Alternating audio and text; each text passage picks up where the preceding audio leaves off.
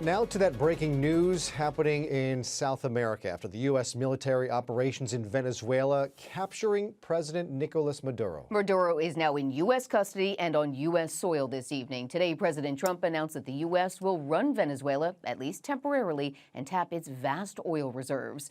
President Trump posted this image on his social media page with the caption, "Nicolás Maduro on board the USS Iwo Jima." We are now learning Mr. Trump watched from Mar-a-Lago as multiple explosions and low-flying aircraft were heard around 2 a.m. local time in the Venezuelan capital city of Caracas. The Trump administration says it did not inform Congress of this operation out of fear of information leaking. But for weeks now, the U.S. had been ramping up pressure on Maduro, seizing 2 oil tankers, pursuing a third, and striking alleged drug boat smugglers with missiles. Maduro and his wife have now been charged with drug crimes against the U.S.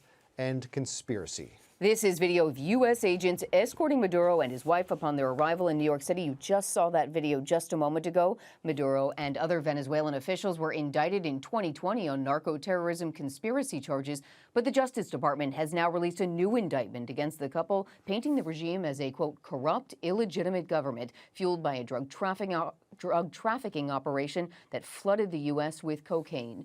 Newly inaugurated mayor of New York City, Zoran Mandami, posted to social media saying he disagrees with the invasion and is monitoring the jailing of Maduro in his city. Questions, of course, rising now whether Trump did this because of drugs or whether he did this because of oil. Oil was the main reason that the president himself gave today, and of course he has pardoned drug traffickers in the past rather than continue to prosecute them while now having Nicolás Maduro in custody. In that video, you got a sneak preview of Union del Barrio, the Community Self-Defense Coalition, and other local organizations hosting a rally today to condemn the president's invasion and takeover. This hands-off Venezuela rally was one of many under the same name across the country today.